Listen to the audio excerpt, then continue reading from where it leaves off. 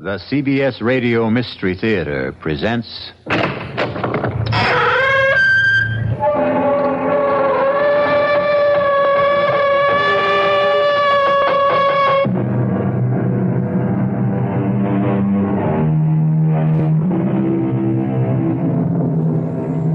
Come in. Welcome. I'm E.G. Marshall. Welcome to the sound of suspense. To the fear you can hear. Welcome to the world of terrifying imagination. Our story is about a very old man living just outside a tiny village. A very old man whose long life has been lived close to the soil and close to the people he loved. People still living and people long dead.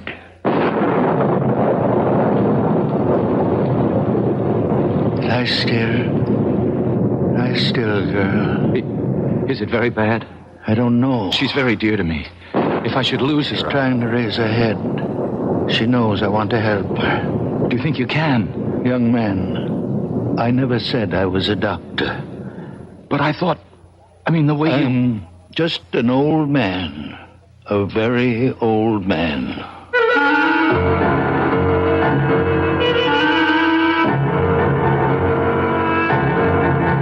Our mystery drama, A Very Old Man, was written especially for the Mystery Theater by Elspeth Eric and stars Santos Ortega. It is sponsored in part by Anheuser-Busch Incorporated, brewers of Budweiser. I'll return shortly with Act One.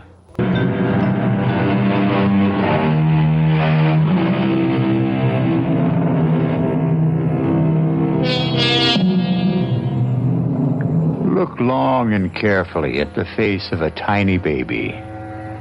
Look carefully and long into the face of someone who is very old. Do you see the wisdom in both?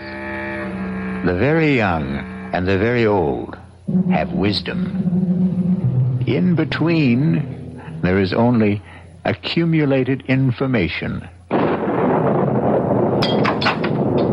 Oh, you're home. Good. Well, he's done it again.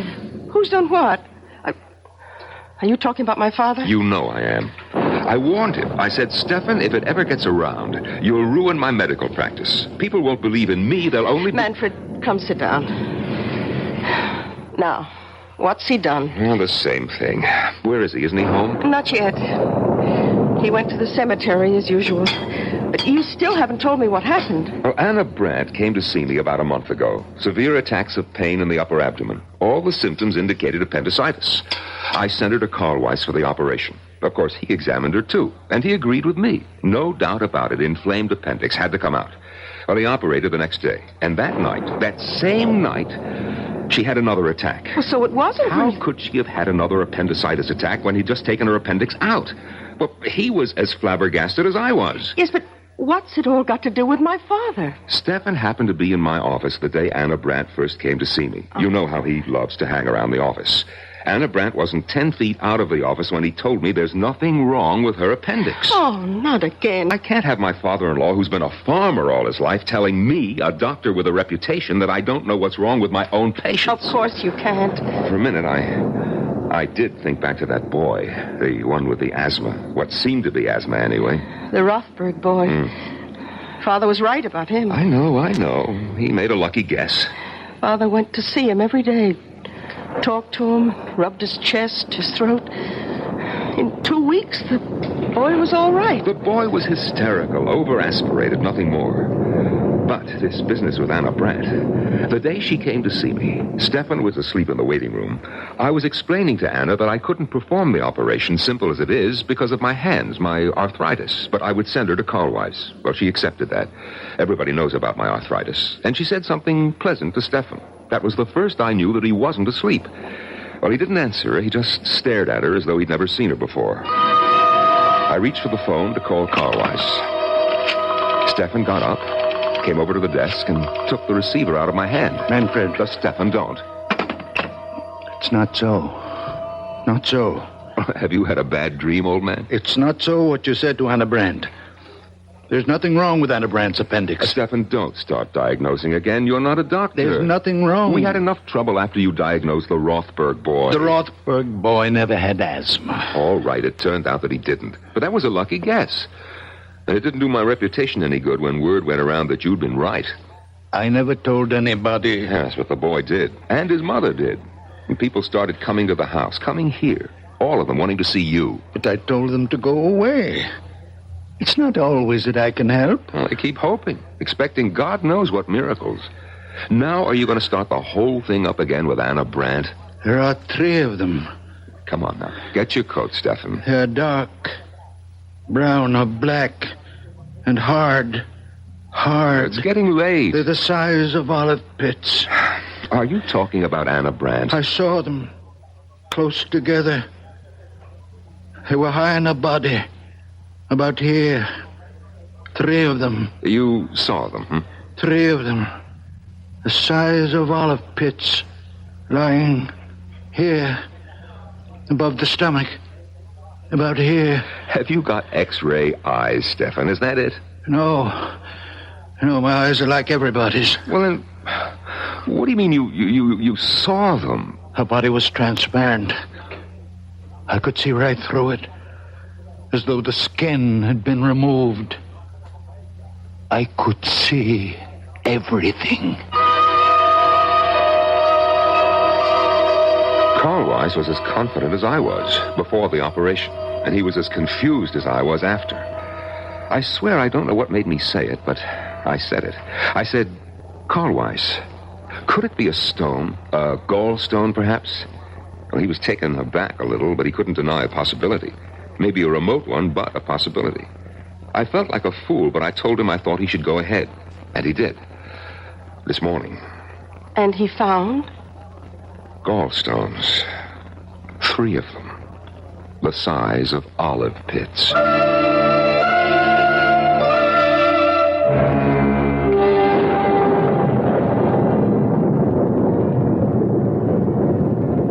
Lie still, girl. Is it very bad? I don't know. She's very dear to me. She's trying to raise her head. She's trying to tell you something. She knows I want to help her. Do you think you can, Doctor? Young man, I never said I was a doctor. What? But the way you... I'm just an old man. A very old man. Well, I took it for granted, the way you spoke. My son-in-law is a doctor. Manfred Gottlieb. I live with him and my daughter Bertha. Oh, then you know something. You've learned things from him. No, I know nothing. Only what I see, what I feel. When I passed you by the cemetery, what were you doing? My wife is buried there. Did I harm her? No, I even think she's a little better. Her eyes, they look brighter. Not so full of pain. You did nothing but touch her. Stroke her a little and talk to her. Let me look at your hands. No, they're just hands. What should they be? Now let me... Well, your hands are warm. On a night like this. More than warm. Hot. Very hot, as though they were burning from inside.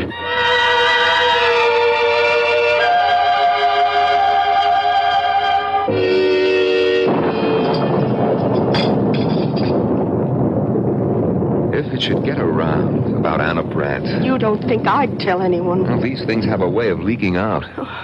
Look, you're not going to tell Father, are you, that Carl Weiss found the 3 stones? You think I shouldn't? He wouldn't tell anyone. He didn't tell anyone about the Rothberg boy.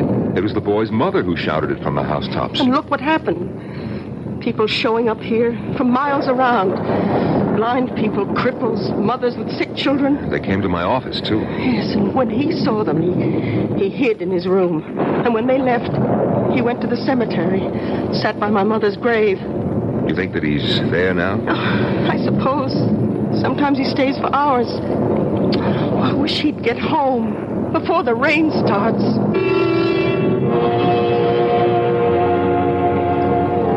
Emily, my dear. Come now, Emily, my precious. I need you. You are my strength. I can do nothing without you. Come to me, my darling. Come to me, my darling.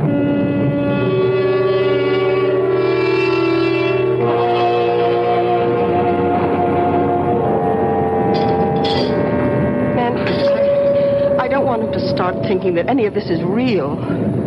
He mustn't think that he has some magical power. Listen, if you treat him as though he were possessed in some way, he might begin to believe it, and then his mind... Who knows what might happen? Bertha, have you thought that, well, perhaps it's already happened? No. That he is deranged? I won't believe that. He's my father. I love him. He's old and childish, and sometimes I'm impatient. I am too, often. But only the way I'd be with a child. In many ways, he is my child. The only child I have. Oh, my dear. I thought you'd stop brooding about that. Oh, I have. I stopped last year when I turned 40. But that's why. Because I have no child, he's twice as precious to me. I understand. I do understand. You know that I'm fond of him. Then let's leave him as he is. Don't let him think he's different from other people. Whatever you say. You know, the Widow Holder has been asking for him. Widow Holder? Why? They keep telling me in the village that she has this great swelling on her head, big as an egg. Yes, I've heard about it. And she's afraid of doctors. Bertha, you don't suppose... The rain started. It's coming down like crazy. Oh, Father! Oh, thank goodness. I made it. Just in time. You shouldn't take such chances. Why weren't you home for dinner? Where have you been? I kept something hot for you. Thank you. Now, give me your coat. That's it. Oh, where were you all this time? I didn't Bertha tell you? At the cemetery. You didn't go to see anybody? No, I didn't go to see anybody. Oh, here's a plate for you, Father. Nice pot roast and potatoes. Thank you, Bertha. I'm sorry I wasn't here for dinner.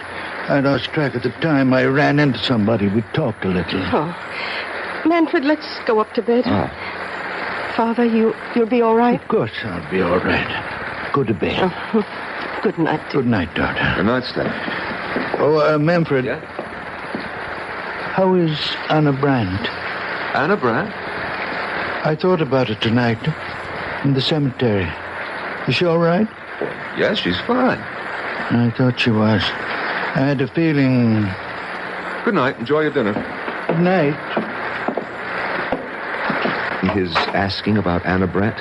He hasn't even mentioned her since that day in the office. Bertha, could he have heard about Carl Weiss finding the gallstones? Oh, he'd have said so. He always says precisely what's on his mind. There are times when I wish he didn't. Listen, he's talking to himself in the kitchen. Sounds as though he's calling someone. Manfred, he's an old man. Leave him be. Oh, please close the door. Come to bed. It sounds like Amelie. What? Did you say Amelie? Wasn't that your mother's name? No, it was my sister's. Oh, Bertha, I never knew you had a sister. You never told me. It was so long ago, before I was born. Their first child. She only lived an hour. My mother told me they'd just agreed on a name. Father leaned over the crib to kiss her, and she was dead. But that was 45 years ago. All these years, he's never mentioned her. What was that? The door opened downstairs. Well, he's gone out. In this rain. Where could he have gone? There's only one place. He's gone to the cemetery. To your mother's grave. Or to Amelie's. Oh, go after him, Manfred. Bring him home.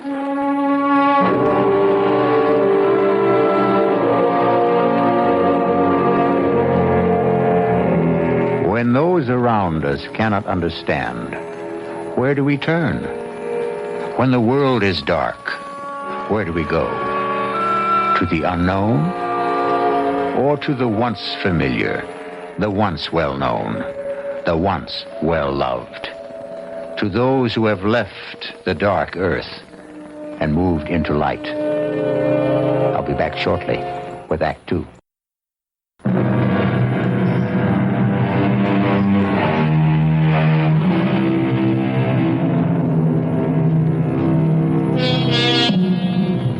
Now, come back with me to the story of a very old man and the people who loved him and could not comprehend him, or could not comprehend him because they loved him, or because they tried too hard.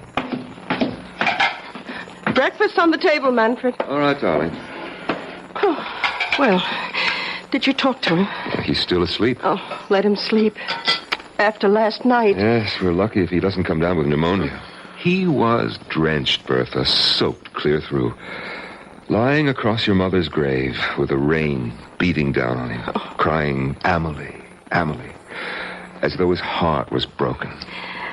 Amelie is buried next to Mother. Bertha, are you going to ask him about her? Oh, it's been so long. 45 years. You know, in all that time, I've never heard him say her name. Naturally, I never mentioned it. She died years before I was born. Your mother never talked about her? Oh, just that once. When she told me she wanted to be buried near her. And how she died. Manfred, she was only 1 hour old. Yes, crib deaths. They happen. We don't know why. Well, they thought of naming me Amelie at first, my mother said. It's a pretty name. Now, who's that? So early in the morning. Yes. Is this the Gottlieb house? Yes, it is.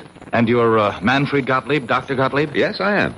But I don't see patients at home. My office is... Oh, no, I'm not a patient. The patient's outside. Well, bring the patient to my office in about an hour. No, there's no need. She's quite well. Completely cured. Well, then what's the point of... I hoped I could see the old man. Your father-in-law, is he? Stefan? What's this about my father? Madame, good morning. Beautiful morning, isn't it? After last night, all that rain. You wanted to see my father? If I may. Well, what about? He's asleep. Oh, I'm sorry. Well, when he does wake up, would you tell him the patient recovered and is better than ever? Lively, frisky, enjoying life to the full, romping in the fields. What patient is this? You said she's outside? Yes, right there. Look, the picture of health. I don't see any. You don't mean... Well, not the horse. Yes, my prize mare, my favorite. I thought I might have to have her put away, but your father, madame. Oh, yes, it's all due to him. Well, when was this? When did you meet Stefan? Last night, just before the rain started. Didn't he tell you? Oh, well, come inside. Huh? Have some coffee with us. Oh, thank you. Sit down. Manfred, get another cup. May I introduce myself? Otto Kraus. Well, I'm Bertha Gottlieb. This is my husband. Oh, but then my father must have told you he lives with us. Your father is quite a man. Your coffee. Oh, thank you. Yes, you see, I was returning to the village, and I was passing the cemetery. Suddenly the mare sank to her knees. Her legs seemed to give way completely. And there she lay on her side in the middle of the road. I was frantic. I thought perhaps a stone bruise, but I looked at all 4 hooves. Nothing. And there I was, half a mile from home, my precious horse stretched out on the road and a storm coming up. And then I heard a sound coming from the cemetery. Someone calling a name. Was it Amelie? Yes, something like that. I shouted for help. In a minute, an old man appeared. Stefan. My father? Yes. I asked him to help me, but I wasn't sure he even heard. He seemed very distraught. He went straight to the mare, knelt down and took her foreleg in his hands and started rubbing it very gently. He knew which one was hurting her. And after a while, the pain went out of her eyes. Couldn't understand it. It was something about the way he touched her. I asked to see his hands, and he held them out. And even before I touched them, I could feel the heat spreading out from them. Heat? What heat? Haven't you ever noticed the extraordinary heat from his hands? No, I can't say that I have. Oh, but it's true. His hands give off a warmth. I can't believe you've never noticed it. Well, it could have been on such a wet, cold night. It only seemed that way to you. You imagined it. Oh, I suppose that's possible, but I didn't imagine it when the mare got to her feet. Well, she was all right? I walked her home. I couldn't quite believe it all. I bedded her down. And this morning, all I could think was I must tell the old man about it. There are stories going around about him in the village. Perhaps you've heard some of them? Well, I'm only here on a visit to see my aunt. I don't live here. Well, he doesn't really do anything. He's just around, and people love him. They like to think because he's such a sweet old man that he can do things doctors can't do. And because he's such a very old man, we wouldn't want him to start thinking that there was anything miraculous about anything that happened quite naturally. Well, you think it might affect him? Might affect his mind in some way? He's a very old man. It could happen. Well, I suppose it's possible she wasn't really lame. Of course it's possible. Only ask him, will you? About his hands, those amazing hands. Yes, we'll ask him. I mean, giving off that heat, I felt it, you know. Well, I'll be getting along. My aunt's expecting me. Well, we'll tell him you stopped by. Yes, I wish you would. Tell him, and please, tell him thanks. We'll tell him. Do you think we should wake him? Come on, it's time. Yes. We have to tell him about the young man. And the horse. But we won't make anything out of it. Nothing at all. Just say that he dropped by. To say thanks, yes. Father? Stefan, are you awake? What time is it? Oh, it's almost 9 o'clock. Why aren't you at your office? Well, it seems that a young man stopped by to see us, Stefan. Well, actually, Father, he wanted to see you, but we told him you were sleeping. Why me? Well, it seems he met you on the road last night. Got a horse. A mare it was. That's right. The horse had a swelling. Do you feel well enough to get up now, Father? I think so. You're sure? After last night? I'm all right. All right, now just let me help you out of bed, Stefan. Yeah, I can manage. Give me your hand. Come on. That's it. Yeah. Here are your slippers. Yeah, I'll go splash some water on my face. And then you'll have breakfast. Bertha, his hands are as cold as mine. Colder. That young man did imagine it about his hands. You know how it is. If your hands are cold, anyone's feel warmer, even if they're only a little warmer than your own. And he'd been riding back from the village on horseback. Yes, so of course his hands were very cold. Of course. Yeah, my head is clearing a little. Oh, good. I'll go down and have some coffee ready for you. Thank you, Manfred. And 2 eggs. 4 minutes. Your clothes are on the bed, Father. Thank you, Bertha. Father, last night when Manfred and I came up to bed and you were eating your supper, anyway, that's what we thought you were doing. It's what I was doing. Well, we heard you talking. Was I talking? Well, you kept saying, we heard you say, Amelie. I said what? Over and over. Father, were you talking to Amelie? What do you know about Emily? Only what Mother told me. What did your mother tell you? That Emily died. That she only lived an hour. She was our first child. 45 years ago, Father. She died in the crib. I remember her so well. Why do you talk to her now, Father? Why do you call to her? Because she comes back to me when I call her. Father, you don't mean that. She comes back to me. To me. Not to anyone else. Only to me when I call her. You don't believe in ghosts. Emily is not a ghost. Her spirit comes back to me when I call. Father, you can't believe I this. am the only person left on earth she remembers. Her mother is dead. The midwife is dead. When I am dead, there'll be no one for her to come back to. No reason to come back. You can't believe what you say. I don't have to believe. Or not believe. I know. I won't let you. You have nothing to say about it. Nothing. I will not stay in this house and listen to you tell me that my Amelie will not come when I call. I'm going to her now. Father, wait. Father, come back. Stefan, what's the matter? Get out of my way. Stefan! Father. Oh, Father. Why, he came tearing down the stairs. He brushed right past me. What's the matter with him? I talked to him about Amelie. I made him angry. Where's he gone, do you know?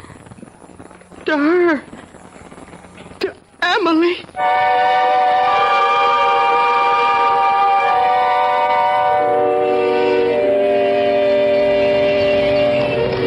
Emily, I need you, darling. Come be with me, my darling. Your father needs you. I need you, my sweet Emily. Old man? Oh, my Amelie. Stefan? Amelie. Stefan, can I help you, old man? No. You remember me, don't you? From last night? You're the young man with the mare. She was lame. Ah, you should see her now. They told me she's better. Better than better. Come have a look. Please come. Look there. Look at her. Oh, very much fine. Not a sign of lameness. I came to your house a little while ago. You were sleeping. Well, they told me you were there to say thanks. There was no need for that. Oh, I'd like to do more than just leave my thanks. I'd like to invite you to my aunt's place. Oh, no, I couldn't. No, I'd like you to meet my aunt, please. Your aunt won't mind? No, not a bit. Come on, we'll both ride the mare. Here, I'll give you a leg up. You're sure about your aunt now? Oh, she'll be delighted. She doesn't get out much these days. Is she very old? Well, she's not young, but that's not why she stays home. She has this disfiguring growth on her head. It makes her shy. Well, she should see a doctor. No, she won't. Absolutely refuses, won't hear of it, hates them all. Oh, that's very wrong. Oh, yes, all the money in the world and won't go to a doctor. So she sits in her parlor and reads her Bible. Ah, there's the house. Oh, yes, the big stone house. You know the house? I've admired it since I was a boy. My aunt bought it when my uncle died. My uncle was Fritz Holder. You've heard of him, the manufacturer? I don't think so. Around here, I understand my aunt is known as the Widow Holder.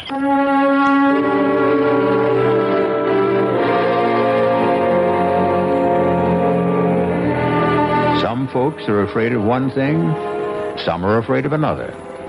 Everyone who's afraid wants to run and hide. It's natural. Most natural thing in the world. But what may be hiding in the hiding place? That's the question. It could be something else to be afraid of. I'll be back shortly.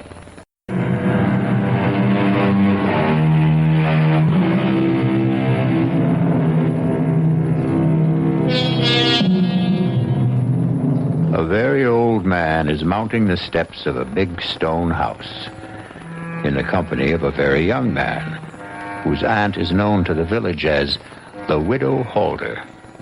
Listen now. My aunt is in. Otto? Ah, there you are, just where I knew you'd be. Come in, Stefan. Where have you been all morning, Otto? I missed you at breakfast and Oh, you brought someone with you. Yes, this is the very wonderful man I met near the cemetery last night when my mare went lame. Stefan, this is my aunt, Mrs. Holder. How good of you to come by. Madam. I don't have many visitors, not anymore. And I seldom go out because of this on my head. I don't like to be seen. I hope it doesn't offend you. No. Doesn't offend me at all. Well, it offends me. Perhaps I'm too sensitive, but that's the way I am. So I sit here and read my Bible. And that Bible's too heavy for you to hold in your lap all day. But it's the family Bible. It's the one I'm used to. I love this Bible. All right. Sit down, Stefan. I'm all right. I'll stand. Oh, both of you, sit down. And Otto, you tell me where you've been all morning and why you weren't at breakfast. Now, I told you last night how the mare went lame and how I met Stefan near the cemetery. Well, this morning, I let her out of her stall and she was dancing on her toes. I couldn't believe it. Stefan hadn't done a thing but rub her postern a bit. Is that really all you did? I did nothing. Well, he talked to her, rubbed her foreleg, and talked to her. How remarkable. You're a remarkable man. No. Oh, you're staring at me. Oh, I apologize. It's this awful growth. Otto, fetch me my shawl. I'll cover my head. No. Please. It's in my bedroom. I am not offended. I give you my word. Otto, don't go. No, it's all right. I'll be right back. Mrs. Holder, I am not offended. I am sorry I stared so. I will not stare again. Please forgive me. It's quite all right. Please, be calm. Sit down. I can't. Otto mentioned that you live with your daughter. Is that right? My daughter, Bertha. And your son-in-law. Manfred. They have children. No children. How sad. Oh, here comes Otto with my scarf. Mrs. Holder, forgive me, but I must take the Bible from you and... Oh! Stefan, have you gone mad? Forgive me. I could not help myself. Aunt, are you all right? I think so. I saw him take the Bible off your lap. Stefan. He hit me with it. He brought it down on my head with all his strength. Forgive me, I didn't know what I was doing. I wouldn't hurt you, Mrs. Holder. I wouldn't hurt anybody. When I feel this way, I see things. I feel things. The Bible seemed to put itself in my hands. I didn't think what I was doing. I could not think. The feeling was so great that I must smash this thing on your head. That's all I wanted to do, Mrs. Holder, to get rid of it. And it looks to me as though you'd done that, Stefan. Aunt, go look in the mirror. I know I'm not always in control of myself. I do things. I don't know why. I see things. I don't know why. But I would never hurt anyone. It's unbelievable. The growth is gone. Will you forgive me? And there's no blood. No blood at all. All the same, I'm going to get you to a doctor. No doctors, no. No, a blow on the head like that. No, I'm all right. My head is clearing now. It was just the shock. And that awful, ugly thing is gone. I don't need a doctor. Let me take you to my son-in-law. He's a fine doctor, a nice man. Maybe you've heard of him? Manfred Gottlieb? Gottlieb? You will like him. Manfred Gottlieb is your son-in-law. A wonderful man. A good doctor. But you must be Bertha Gottlieb's father. You cured the Rothberg boy. And I've heard talk about Anna Brandt. Look what you did for Otto's mare. Look what you've done for me. Oh. Why, you're the man I've been trying to find. I've been asking for you. It was God's hand let you here. Let me take you to Manfred's office. I don't need him. I only need you.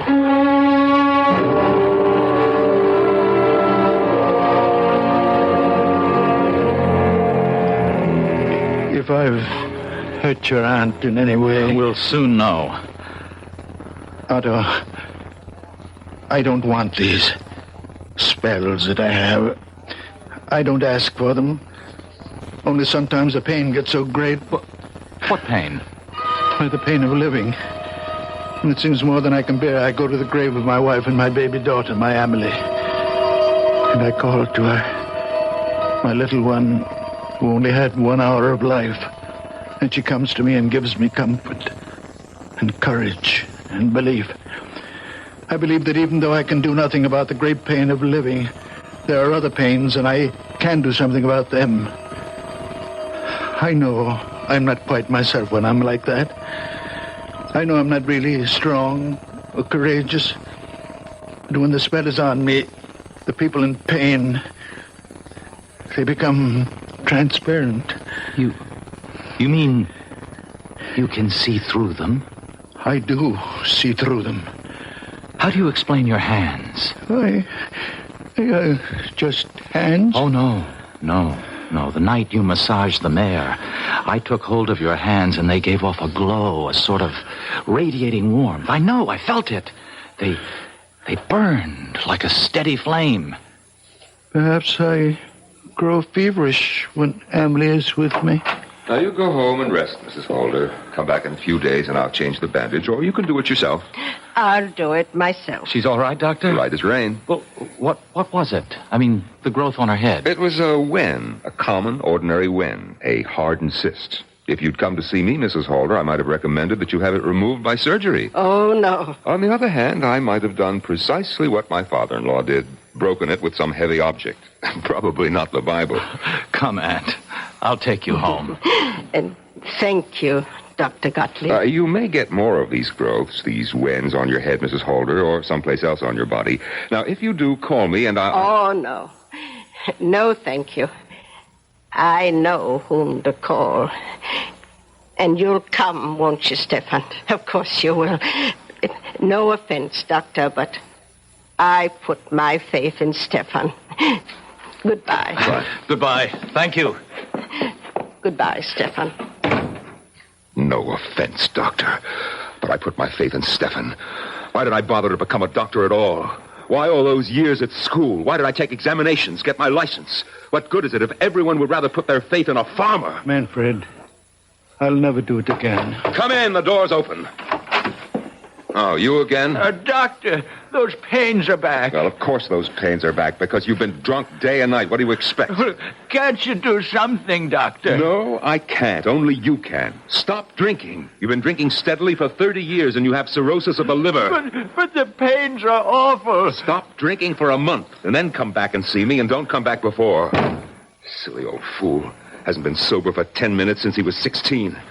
I can't help him if he won't... Manfred, he has an obstruction of some kind. He has a diseased liver. But he has an obstruction in the intestine. Now, look, you're not starting all over again, are you? I saw. I could see it. It's getting to be more than I can take, Stefan. You're interfering. I saw. He was standing in the doorway, and I saw. His body was transparent. I could see everything. In his intestines, there is an obstruction. And that's what gives him pain. Stop it, Stefan. I'm warning you. It's all so clear, I Evan, know. you're going to stop it if I have to.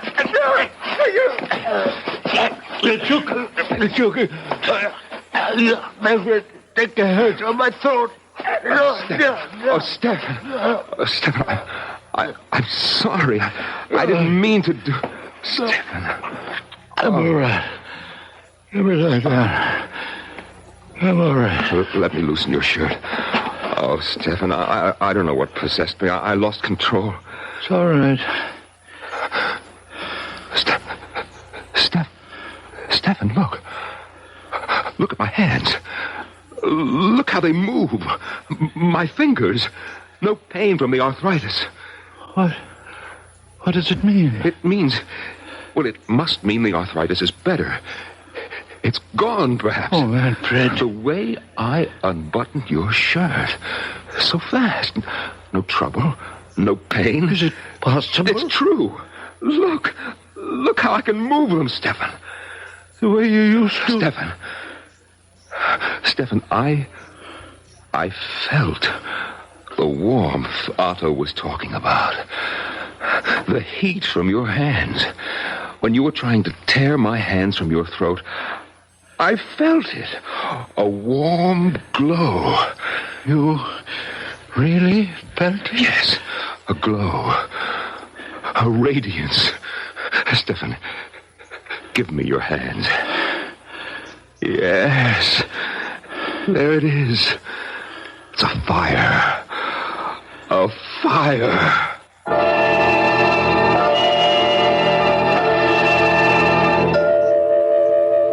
Bertha! Manfred, please. I think you're wrong. Oh, how can I be wrong? Look at these fingers. Look how they move. Watch me unbutton my coat. Oh, Stefan, I had to lose my temper. Try to choke you in order to touch you. I might have killed you. Oh, you wouldn't Where's have. Bertha? Bertha! Manfred, you're excited now. Excited? I'm delirious. I can go back to surgery. We'll be rich again. Our lives will change. Yours, too. I don't want my life changed, Manfred.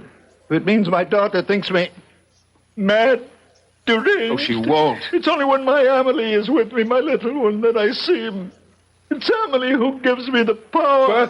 Bertha, where are you? Are you upstairs? I'm nothing without Amelie. It's her innocent soul that enters into me. What are you doing home at this hour? Bertha, where were you? Oh, I was taking a nap. Bertha, look. My hands. Look how my fingers move. What happened? Your father happened. His wonderful hands. Bertha, you remember the young man with the mare? How Stefan put his hands on the mare's foreleg and the mare got up and walked? We don't know that. It's true. You haven't seen the mare? It happened to me, believe me. I can't. I didn't believe it either, but then Mrs. Holder came to the office. Mrs. Holder? Yes, she's the aunt of the young man with the mare. Stefan went to see Mrs. Holder. He didn't. Her nephew took him there, Bertha, and Stefan broke the wen on her head with a big Bible. Oh, no. No. He did right, Bertha, right. It was only a when, and he was right. He didn't know what he was doing, and he was right. Manfred, you must stop this talk. Bertha, after Mrs. Holder left, an old patient of mine came in. The man has been a drunk for years. I was sure his liver was enlarged, diseased. Well, I sent him away. And then your father said, Manfred, you are wrong. The man has an obstruction. His intestines are blocked. You believed him? No, I didn't believe him. I was out of my mind with rage that he would dare to tell me that I was wrong. And well, Bertha, I took him by the throat. He tried to tear my hands away, and it was then. Bertha, it was then that I felt the heat.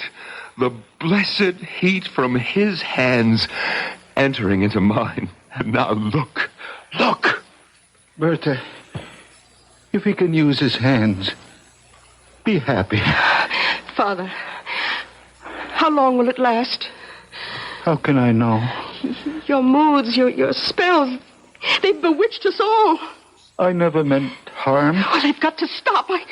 I want you to stay away from the cemetery. I'll stay away. I'll watch you every minute. If you like. I won't let you out of my sight. I'll treat you like a child. As you will. Because you are a child. I am a very old man. From now on, you're my child. No. From now on, you will have your own child. A real child. Not me. What? I can see. The child is growing inside you. Soon you'll know it yourself. Next spring, you will bear your child, and it will be beautiful. A little girl. And you will... I hope you will give her the beautiful name of Emily. Father! Then my Emily can rest. I won't have to call her anymore. She can rest.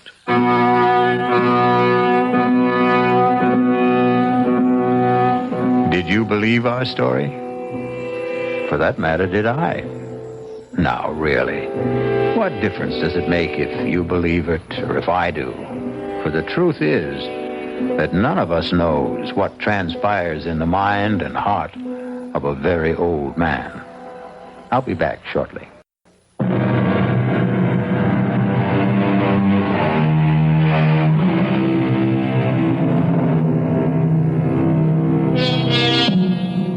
Ever happen to look up the word murder in a dictionary?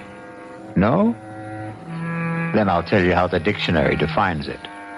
To kill with premeditated malice. The wrongful, intentional slaying of one human being by another. But don't let a wee bit of murder upset you, friends. The people on Mystery Theater don't mind being killed. Not a bit.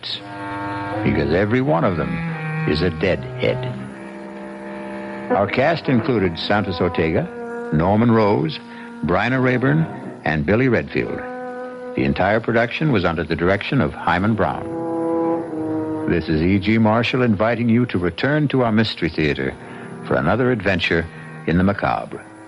Until next time, pleasant dreams.